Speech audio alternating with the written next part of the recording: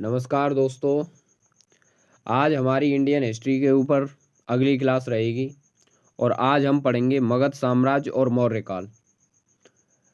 हम आज मगध साम्राज्य और मौर्य काल से कुछ महत्वपूर्ण क्वेश्चंस उठा के लाए हैं जो एसएससी या यूपी पुलिस या अन्य कोई एग्जाम में बार बार पूछे जाते हैं और आप इन क्वेश्चनों को देखोगे और करोगे इनका आंसर और आप ये भी पाओगे कि इनका जो लेवल है वो अच्छा है।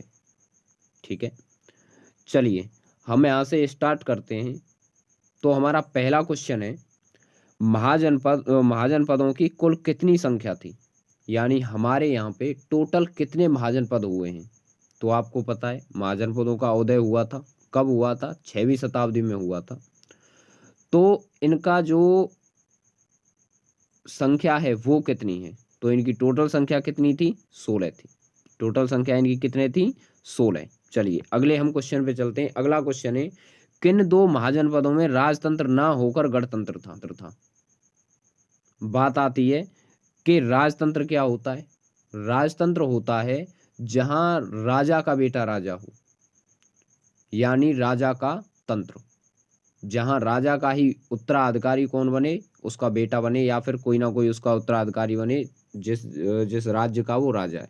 ठीक है, जबकि हमारा ये गणतंत्र क्या होता है, गणतंत्र होता है जनता द्वारा चुना गया राजा। ठीक है, अगर मैं आपसे पूछूं कि हमारे यहाँ भारत में वर्तमान में हमारे भारत में गणतंत्र है या राजतंत्र है, तो आपका आंसर क्या होना चाहिए कि सर क्या है, गणतंत्र है। क्योंकि यहाँ पे जो राजा है, भाई राजा कौन है, आप राजा होता है राष्ट्रपति। हमारे देश का राजा कौन है, राष्ट्रपति। उसको चुनता कौन है, उसको जनता चुनती है, देश की जनता चुनती है। तो चुना हुआ है ना राजा। जहाँ पे राजा चुना हुआ होता है वहाँ वो गणतंत्र होता है, और जहाँ राजा का बेटा राजा होता है वो क्या होता है, राजतंत्र होता है। क्लियर है। तो ऐसे ऐसे दो महाजनपद थे जहाँ पे गणतंत्र था। वो दो महाजनपद कौन कौन से थे, तो वो दो महाजनपद थे मल्ल और बज्जी। क्लियर है। चलिए अगला आपका क्वेश्चन है, अवंती महाजनपद की राजधानी क्या थी। अवंती महाजनपद की राजधानी कौन सी थी। ठीक है, तो यहाँ पे एक मिस्टेक हो गई है थोड़ी सी। यहाँ पे ये ना हो के अवंती ना हो के यहाँ पे क्या होना चाहिए था, उज्जैन। क्या होना चाहिए था, उज्जैन। ठीक है, उज्जैन। इसकी दो राजधानियां थी, अवंती की दो राजधानियां थी, एक थी उज्जैन और एक थी महिष्मती। क्या थी, महिष्मती। ठीक है, लेकिन वो ज्यादातर वो किसे देता है, वो उज्जैन को देता है। ठीक है, ज्यादातर किसे देता है, उज्जैन को देता है। ये आप लोग ध्यान रखोगे। ठीक है, अगले हम क्वेश्चन पे चलते हैं। अगला हमारा क्वेश्चन है, इनमें से कौन सा महाजनपद सबसे शक्तिशाली था। यानी 16 महाजनपदों में सबसे ज्यादा शक्तिशाली महाजनपद कौन सा था, तो वो कौन सा था, वो था मगध। ये तो आप सब लोग जानते होंगे, मगध था। ठीक है, अगला हमारा क्वेश्चन है कि मगध पर पहला राजवंश कौन सा था। यानी मगध जो महाजनपद था उस पर पहला साम्राज्य किसका आया था, यानी कौन सा वंश उस पर पहला स्थापित हुआ था। तो वो कौन सा वंश था, ऑप्शन ए हर्यक वंश, ऑप्शन बी नंद वंश, ऑप्शन सी शिशुनाग वंश, या ऑप्शन डी मौर्य वंश। तो इसमें आपका आंसर क्या होना चाहिए, आपका आंसर होना चाहिए कि हर्यक वंश। ठीक है, हर्यक वंश सबसे पहला वंश राजवंश था जो मगध पर जिसने शासन किया था। ठीक है, चलिए हम आगे चलते हैं। हमारा अगला क्वेश्चन है, छठा क्वेश्चन, हर्यक वंश का संस्थापक कौन था। ये क्वेश्चन कई बार पूछा गया है, हर्यक वंश का संस्थापक कौन था। आपके ऑप्शन है, पहला ऑप्शन है अजातशत्रु, दूसरा है कालाशोक, तीसरा है बिंबिसार और चौथा है बिंदुसार। ठीक है, तो इसमें कौन सा था। अब यहाँ पे तुम्हें थोड़ी बहुत कंफ्यूजन हो सकती है क्योंकि यहाँ दो लोग हैं, एक तो है बिंबिसार और एक है बिंदुसार। इनका नाम मिला जुला है, लेकिन आप ध्यान रखना इसका जो आंसर रहेगा, इस क्वेश्चन का जो आंसर रहेगा वो कौन सा रहेगा, इस क्वेश्चन का आंसर रहेगा बिंबिसार। ठीक है, इस क्वेश्चन का क्या आंसर रहेगा, बिंबिसार। यानी हर्यक वंश का संस्थापक किसे कहा जाता है, बिंबिसार को कहा जाता है। ये बिंदुसार कौन था, ये बिंदुसार था मौर्य वंश का शासक, चंद्रगुप्त का बेटा, अशोक का पिता। क्लियर है। चलिए आगे हम चलते हैं। अगला हमारा क्वेश्चन है, किस शासक ने अपने मित्र प्रघोत के इलाज के लिए अपने राजवैद्य जीवक को भेजा। यानी प्रघोत जब बीमार हुए थे तो उनके इलाज के लिए जीवक को किस राजा ने भेजा था, यानी किस राजा का राजवैद्य जीवक था। मेरे कहने का मतलब ये है, ठीक है। तो इसमें आपके ऑप्शन है अजातशत्रु, बिंबिसार, बिंदुसार या उदयन। बताइए इसका क्या आंसर रहेगा। तो इसका अगर मैं आंसर की बात करूं तो इसका आंसर होगा बिंबिसार, ठीक है। बिंबिसार का राजवैद्य कौन था, जीवक था। इसका एक मित्र था जिसका नाम था प्रघोत। जब ये पांडु रोग से पीड़ित थे, यानी जब ये बीमार थे, तो इन्हें जीवक को भेजा था बिंबिसार ने इनके पास इनका इलाज करने के लिए, ठीक है। चलिए अगला क्वेश्चन हम देखते हैं। हमारा अगला क्वेश्चन है मगध की प्रथम राजधानी कौन सी थी, यानी मगध की पहली राजधानी बतानी है। ऑप्शन आपके पास 3 है यहाँ पे, बस क्या है, राजगृह गिरिव्रज, पाटलिपुत्र या श्रावस्ती, ठीक है। तो अगर मैं इसके पहली राजधानी की बात करूं तो इसकी पहली राजधानी क्या हो जाएगी, पहली राजधानी हो जाएगी इसकी राजगृह गिरिव्रज, राजगृह गिरिव्रज, ठीक है। क्लियर है। चलिए आगे हम देखते हैं। अगला हमारा क्वेश्चन है बिंबिसार किस धर्म का अनुयायी था, यानी बिंबिसार किस धर्म को मानता था। बिंबिसार किस धर्म को मानता था आपको ये बताना है, ठीक है। आपके ऑप्शन है बौद्ध धर्म, जैन धर्म, इस्लाम धर्म या पारसी धर्म, ठीक है। आपके ऑप्शन ये हैं तो आंसर दीजिए। इसका आंसर इसका क्या होगा, बौद्ध धर्म, ठीक है। क्या आंसर होगा इसका, बौद्ध धर्म। यानी बिंबिसार किस धर्म का अनुयायी था, बौद्ध धर्म का अनुयायी था। एक मैं आपको बात बता दूं कि बिंबिसार जो है वो मित्र था, किसका मित्र था, वो था गौतम बुद्ध का, गौतम बुद्ध का मित्र था ये, ठीक है। तो यहाँ से आप ध्यान रखोगे कि इसने कौन सा धर्म अपनाया होगा, बौद्ध धर्म ही अपनाया होगा, ठीक है। चलिए अगले हम क्वेश्चन की बात करते हैं। अगला क्वेश्चन है किस शासक का उपनाम कुणिक था, और ये कई बार ये क्वेश्चन पूछा गया है कि किस शासक का नाम कुणिक था, यानी किस शासक को कुणिक के नाम से जाना जाता है। तो ऑप्शन है आपके उदयन, अजातशत्रु, बिंबिसार या काल अशोक। बताइए इसका आंसर इसका क्या होगा। तो इसका आंसर होगा अजातशत्रु। अजातशत्रु को क्या कहा जाता था, कुणिक कहा जाता था, ठीक है। मैं आपको बता दूं कि बिंबिसार का बेटा था ये अजातशत्रु, और ये एक ऐसा व्यक्ति था जिसने अपने पिता को मारकर खुद गद्दी पर बैठा था। यानी राजगद्दी पाने के लिए इसने अपने पिता की हत्या कर दी थी। किसने, अजातशत्रु ने, ठीक है। किसका बेटा था ये बेटा था बिंबिसार का। क्लियर है। चलिए आगे हम देखते हैं। अगला हमारा क्वेश्चन है किसके शासनकाल में बौद्ध धर्म की प्रथम संगीति हुई। मैंने आपको कल ही इसकी ट्रिक बताई थी। यानी बौद्ध धर्म की प्रथम संगति किसके शासनकाल में हुई थी, कहना ये चाह रहा है। ऑप्शन है उदयन, कनिष्क, अशोक या अजातशत्रु। बताइए। तो आपका अगर मैं उनकी बात करूं, ट्रिक की बात करूं, वो क्या थी, वो थी अका अशोक, अका अशोक, यही थी भाई, यही थी ना, अका अशोक। आ से क्या हो गया अजातशत्रु, का से क्या हो गया कालाशोक, अशोक से क्या हो गया अशोक, और इस का से क्या हो गया, इससे हो गया कनिष्क। क्या हो गया, इससे हो गया भाई कनिष्क, ठीक है। यानी इसमें आपका आंसर क्या होना चाहिए, आपका इसमें आंसर होना चाहिए अजातशत्रु, ठीक है। क्या आंसर होना चाहिए, अजातशत्रु। यानी बौद्ध धर्म की प्रथम संगति किसके शासनकाल में हुई थी, अजातशत्रु के शासनकाल में, ठीक है। चलिए आगे हम क्वेश्चन देखते हैं। और अगला हमारा क्वेश्चन है, अगला क्वेश्चन है किस शासक ने मगध की राजधानी राजगृह गिरिव्रज से, यानी राजगृह कह लो या गिरिव्रज कह लो, बात एक ही है, गिरिव्रज से पाटलिपुत्र स्थापित की, ठीक है। किसने, और जिसने पाटलिपुत्र स्थापित की थी राजधानी राजगृह से, उसी ने पाटलिपुत्र का क्या किया था, स्थापना की थी, यानी निर्माण कराया था। तो बताइए अजातशत्रु, उदयन, अशोक, कालाशोक या धनानंद। बताइए इसका क्या आपका आंसर होगा, बताइए इसका आंसर।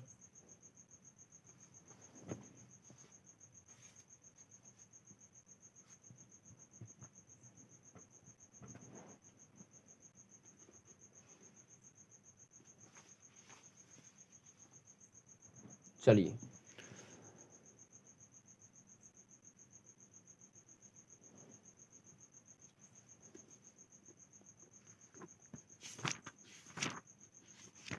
काट रही। मगध की राजधानी राजगृह ग्रीवरस से पाटलिपुत्र स्थापित की, यानी राजगृह ग्रीवरस से कहाँ पे की, पाटलिपुत्र स्थापित की। ठीक है, कौन सा वह व्यक्ति था जिसने ऐसा किया था? क्लियर है। और जिसने भी ऐसा किया है यानी राजगृह से पाटलिपुत्र जो राजधानी लेकर गया है उसी ने पाटलिपुत्र की स्थापना भी की थी। तो आपके ऑप्शन है अजातशत्रु, उदयन, कालाशोक या धनानंद। तो इसमें आंसर इसमें क्या रहेगा? इसमें आपका आंसर रहेगा उदयन। क्या रहेगा इसमें आपका आंसर? उदयन। क्लियर है। चलिए आगे हम देखते हैं, अगला हमारा क्वेश्चन है शिशुनाग वंश का संस्थापक कौन था?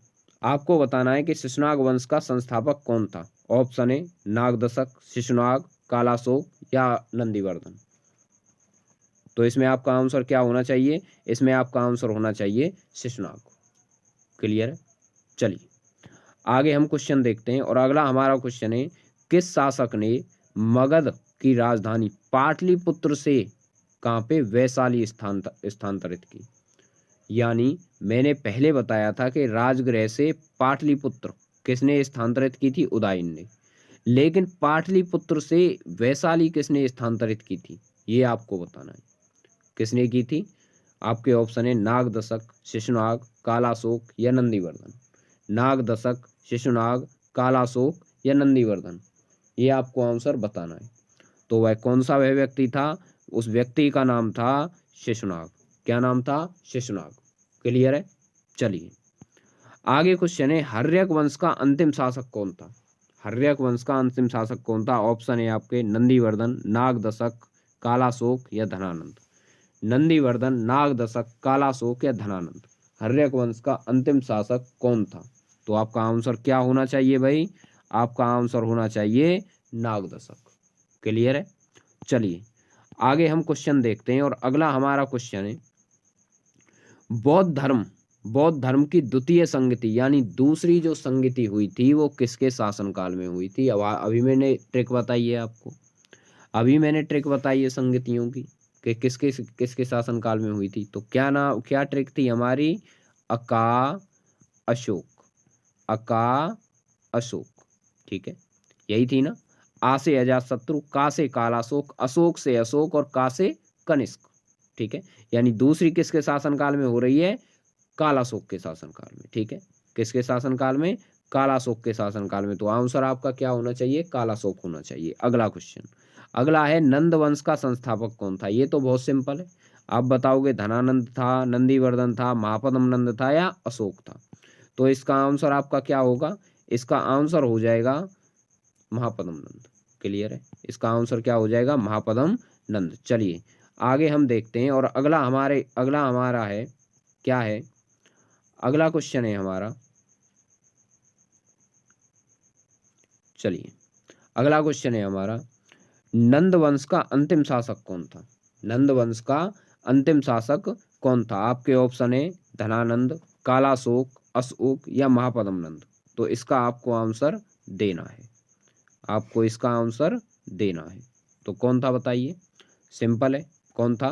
धनानंद। ठीक है, और इसी को मारकर चंद्रगुप्त मौर्य ने मौर्य वंश की स्थापना की थी मगध पर। ठीक है, चलिए आगे हम देखते हैं। अगला क्वेश्चन है चाणक्य के अन्य नाम क्या था? यानी चाणक्य को किस दूसरे नाम से जाना जाता है? आपके ऑप्शन है राजशेखर, दूसरा ऑप्शन है विष्णुगुप्त, तीसरा ऑप्शन है कौटिल्य, चौथा ऑप्शन है बी और सी दोनों। ठीक है, तो इसमें आपका आंसर क्या होना चाहिए? इसमें आपका आंसर होना चाहिए बी और सी दोनों, यानी विष्णुगुप्त और कौटिल्य किसको कहा जाता है? चाणक्य को ही कहा जाता है। ये इसके 3 नाम है, ध्यान रखना, बार बार पूछे जाते हैं। अगला क्वेश्चन है अर्थशास्त्र नामक पुस्तक के रचयिता कौन थे? अर्थशास्त्र नामक पुस्तक के रचयिता कौन थे? ऑप्शन है आपके मेगास्थनीज, फिलिप, सिकंदर या चाणक्य। बताइए क्या है इसका आंसर? तो इसका आपका आंसर बनेगा चाणक्य। क्या बनेगा? चाणक्य। अगला क्वेश्चन है हमारा मुद्रा राक्षस के लेखक कौन है? यानी ये एक पुस्तक थी मुद्रा राक्षस, तो इसके लेखक कौन है? ऑप्शन है आपके मेगास्थनीज, चाणक्य, जस्टिन या विशाखदत्त। बताइए इसका आंसर क्या होना चाहिए? इसका आंसर जो हमारा होना चाहिए वो क्या होना चाहिए? विशाखदत्त। क्लियर है, क्या होना चाहिए? विशाखदत्त। यानी मुद्रा राक्षस के लेखक कौन है? विशाखदत्त। आगे हम क्वेश्चन पर चलते हैं। अगला क्वेश्चन है, इंडिका नामक पुस्तक के लेखक कौन है? इंडिका नामक पुस्तक के लेखक कौन है? तो ऑप्शन है आपके मेगास्थनीज, चाणक्य, जस्टिन या विशाखदत्त। ठीक है, क्लियर है।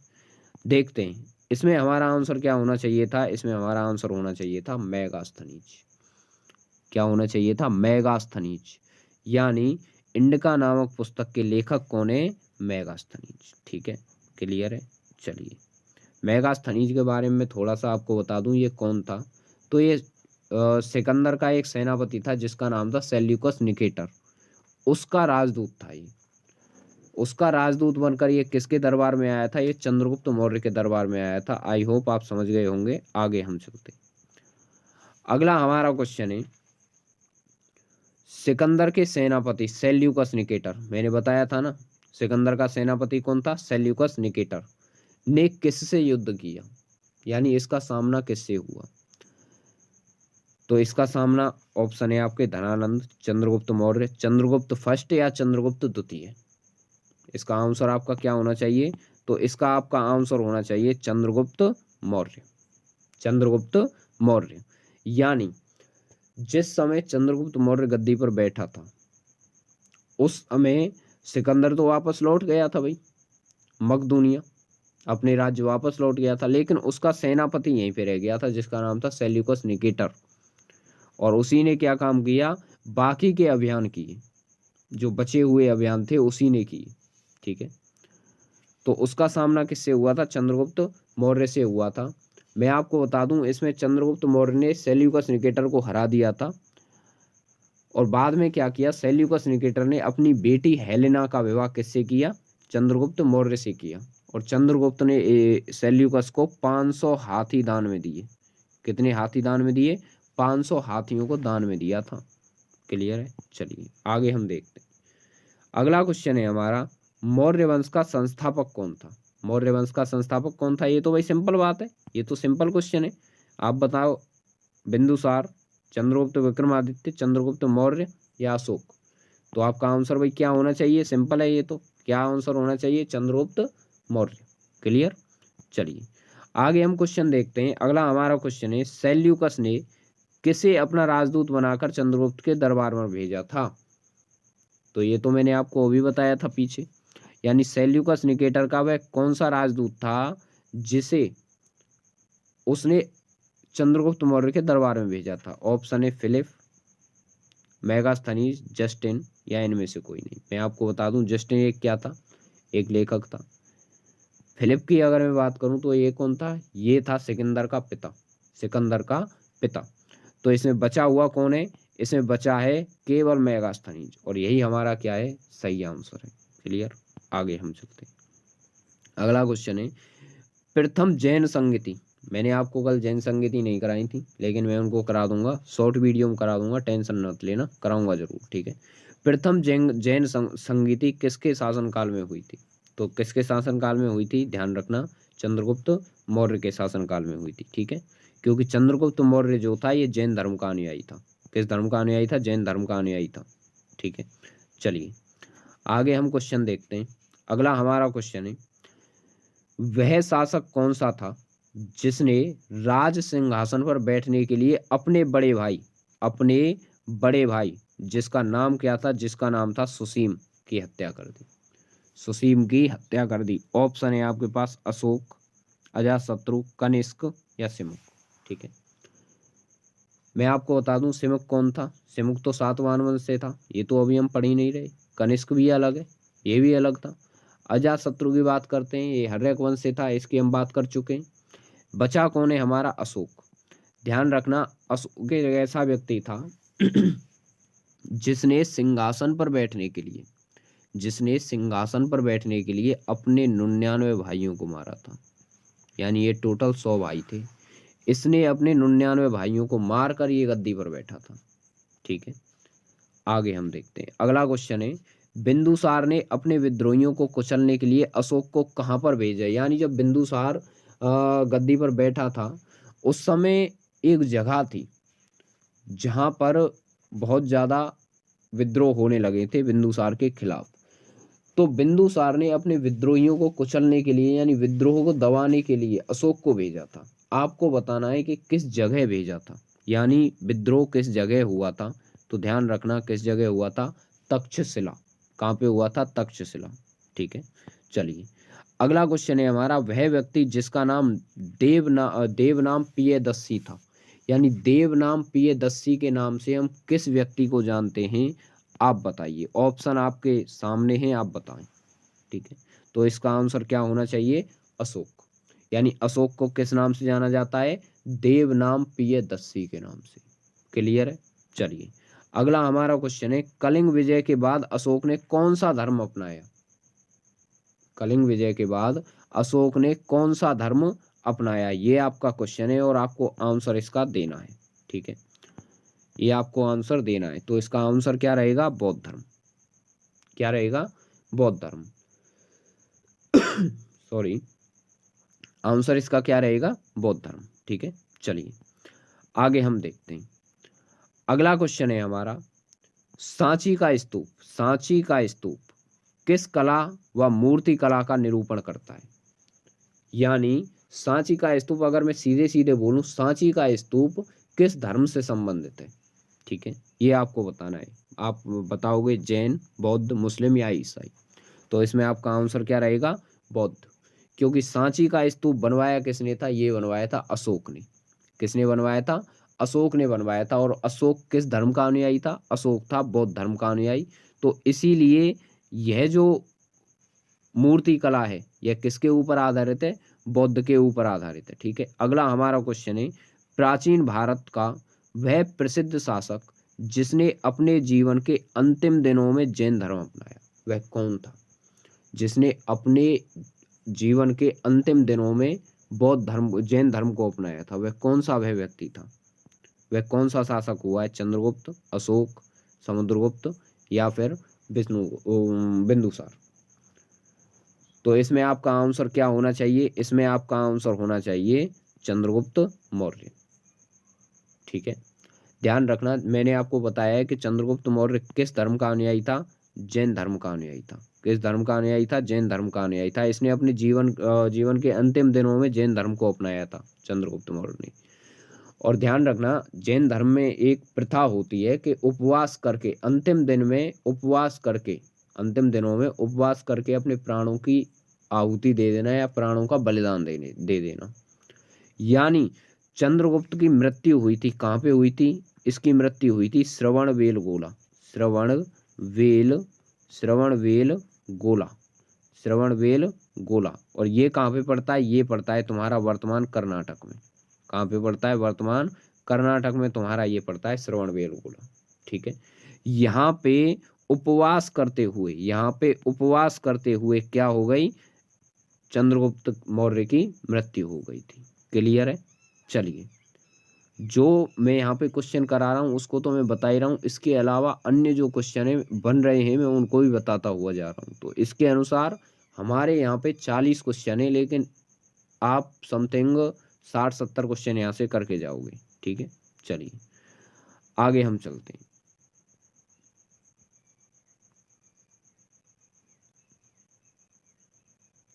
हमारा अगला क्वेश्चन है, मौर्य साम्राज्य में प्रसिद्ध मुद्रा का क्या नाम था। यानी मौर्य साम्राज्य में वह जो मुद्राएं चलती थी उस समय, उसका नाम क्या था। ऑप्शन है पण, तोल, काकड़ी या दीनार। ठीक है, आप बताओगे। और यह वाला क्वेश्चन ध्यान रखना कई बार पूछा गया है ये, और बार बार एसएससी जीडी में ये पूछा जाता है। तो ध्यान रखना, पण। क्या है, पण। क्लियर। यानी मौर्य काल में जो प्रसिद्ध मुद्रा थी उसको किस नाम से जाना जाता था, पण के नाम से जाना जाता था। ध्यान रखना। अगला क्वेश्चन, मौर्य काल में शिक्षा का सर्वाधिक प्रसिद्ध केंद्र कौन सा था। सर्वाधिक प्रसिद्ध केंद्र कौन सा था। आपके ऑप्शन है वैशाली, नालंदा, तक्षशिला या उज्जैन।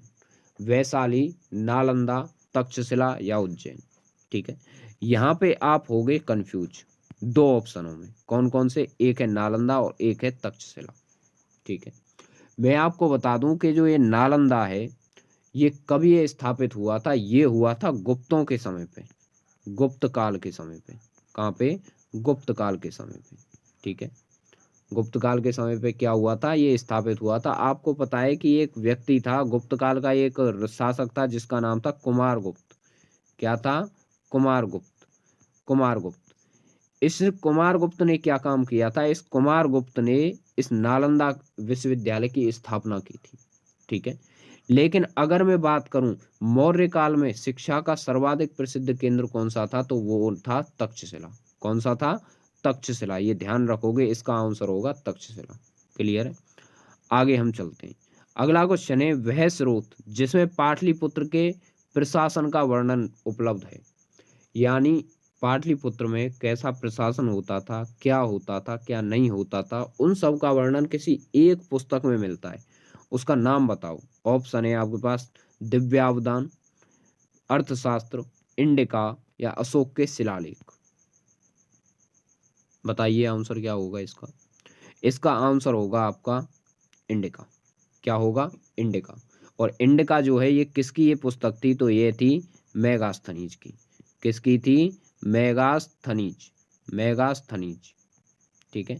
इसकी यह पुस्तक थी। अगर मैं आपसे पूछूं मेगास्थनीज कौन था, तो आपका आंसर होगा कि Seleucus. Seleucus Nicator. Seleucus Nicator का कौन था? ये राजदूत था। क्या था? राजदूत था, जो किसके दरबार में आया था? चंद्रगुप्त मौर्य के दरबार में आया था। क्लियर है? आगे हम चलते हैं। अगला हमारा क्वेश्चन है, अशोक के शिलालेखों में प्रयुक्त भाषा कौन सी है? अशोक के जो शिलालेख हैं शिलालेखों पर कुछ ना कुछ भाषा में गढ़ा हुआ होता है, यानी लिखा हुआ होता है। तो वह भाषा कौन सी है जो अशोक के शिलालेखों में प्रयुक्त की गई थी? ऑप्शन है संस्कृत, प्राकृत, पाली या हिंदी। इसका आंसर आप बहुत आराम से दे सकते हो। क्यों? क्योंकि आपको पता है कि जिस समय मौर्य काल था उस समय एक भाषा प्रचलित थी जिसका नाम क्या था? जिसका नाम था प्राकृत। क्या था? प्राकृत, ठीक है। भगवान बुद्ध ने भी अपने जो उपदेश थे वो किस भाषा में दिए थे? प्राकृत भाषा में दिए थे, ठीक है। तो इसलिए हमारा आंसर क्या होना चाहिए? प्राकृत होना चाहिए। क्या होना चाहिए? हमारा आंसर प्राकृत होना चाहिए।